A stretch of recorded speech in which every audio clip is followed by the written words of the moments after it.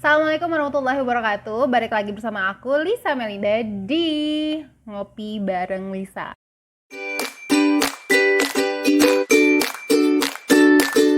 Semoga teman-teman hari ini bahagia selalu, sehat selalu, jangan sakit-sakit ya. Kita mau ngobrolin apa ya? Bingung nih mau ngobrolin apa? Karena belum ada yang ngirim cerita.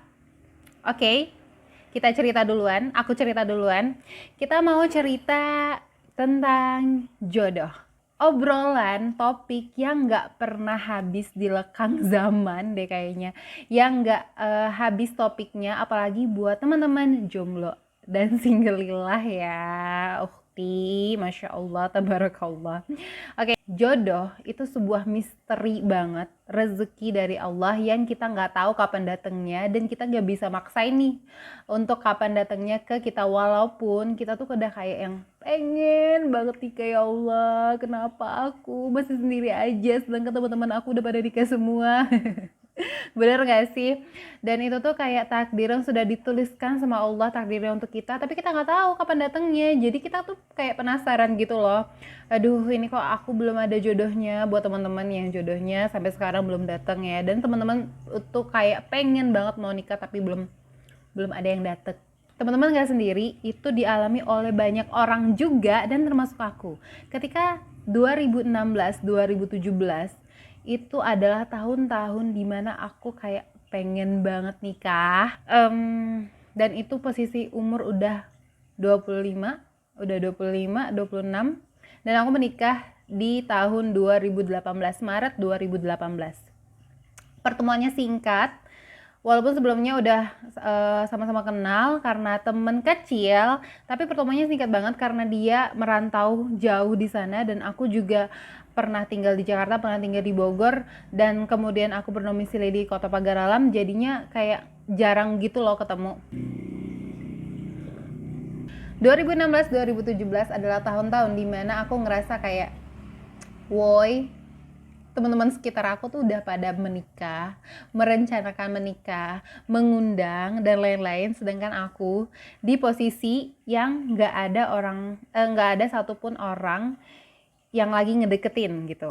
Apalagi dengan pertanyaan-pertanyaan dari orang sekitar, mau tetangga, mau keluarga jauh, walaupun keluarga dekat sendiri, khususnya orang tua tuh nggak terlalu menanyakan terang-terangan kayak gitu, tapi tetap aja kayak ngasih tahu, oh si Anu udah nikah nih, si Anu udah nikah, walaupun tujuannya bukan menyuruh secara langsung kita untuk menikah, tapi ya tahu lah maksudnya apa. Dan ada suatu hari, dan ini cerita lucu deh kayaknya, buat aku ini cerita lucu, karena suatu hari kepalaku tuh dingin banget kayak ada es batu dalam kepala, dan aku nggak tahu itu apa.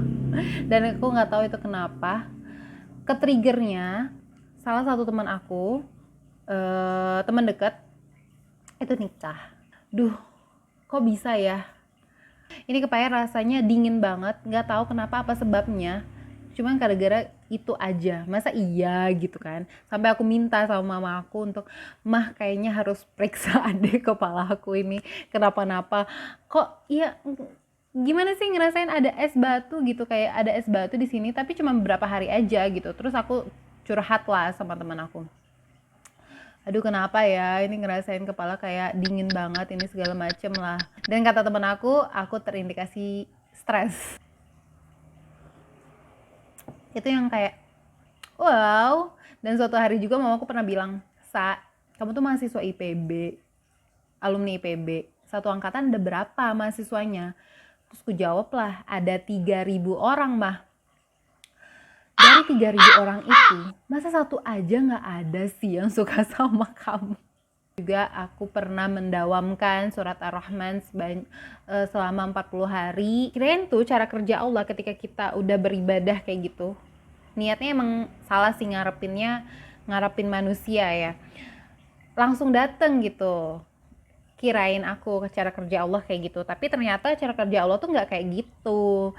Cara kerja Allah tuh ya perlahan, ada prosesnya, ada ikhtiarnya. Itu kayak kita diuji, ikhlas nggak sih ngerjain ibadah ini cuman karena Allah atau jangan-jangan karena maunya. Sampai 2016 full 2016 itu aku cuman kerjanya mikirin, aduh kenapa aku belum nikah, kenapa belum ada yang deketin, apakah aku seburuk itu, apakah aku senggak banget gitu.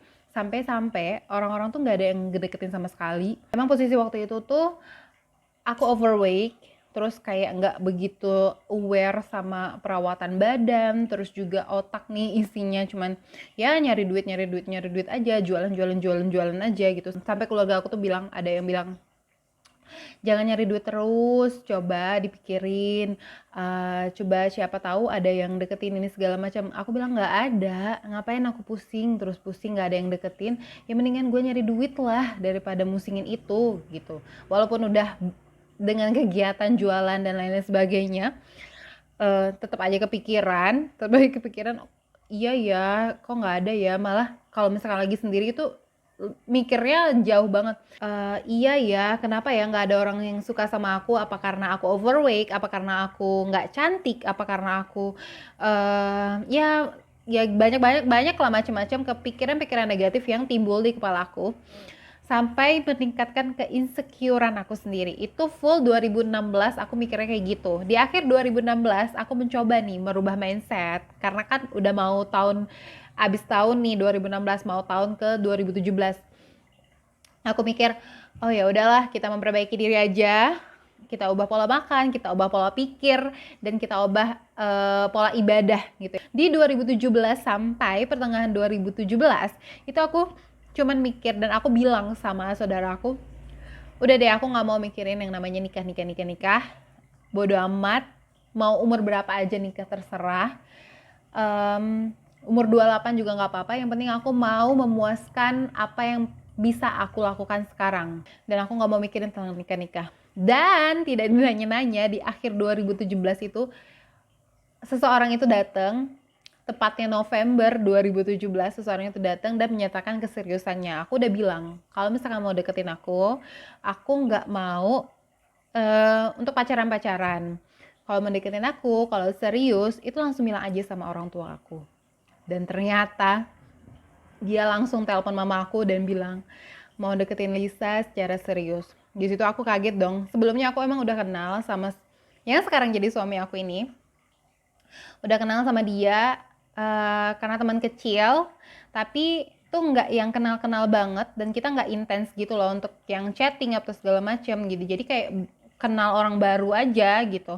November 2017 berjalan, November 2018 awal Januari itu aku dilamar, dan Maret aku menikah. Ciri-ciri orang itu tepat untuk dijadikan pasangan adalah ketika di hati kamu ada yang klik kayak gitu, ada yang bunyi klik kayak gitu. Jadi ya tunggu aja, diikhtiarkan selalu. Sekarang tuh kayak puas-puasin aja dulu untuk main, puas-puasin dulu untuk memperbaiki diri, puas-puasin untuk jalan-jalan dan lain-lain sebagainya. Karena ketika kamu menikah, apalagi kamu udah punya anak, kamu kayak nggak punya waktu gitu loh untuk diri kamu sendiri. Pasti waktu kamu terbagi sama pasangan kamu, sama keluarga dan lain-lain sebagainya. Jadi puas-puasin dulu untuk kamu melakukan hal-hal positif gitu ya. Jadi hikmah yang aku bisa ambil nih ketika Allah ngasih jeda waktu agak lama buat aku untuk menikah adalah Allah tuh pengen ngasih aku waktu untuk belajar menahan ego, untuk belajar sabar dan lain-lain sebagainya sebelum memasuki jenjang pernikahan seperti itu. Dan juga kata orang nih ya, selama-lamanya kamu single, lebih lama kamu menikah. Oke. Sampai ketemu di video selanjutnya, dan jangan lupa buat yang mau curhat juga bisa langsung masukin di email di bawah ini. Bye-bye!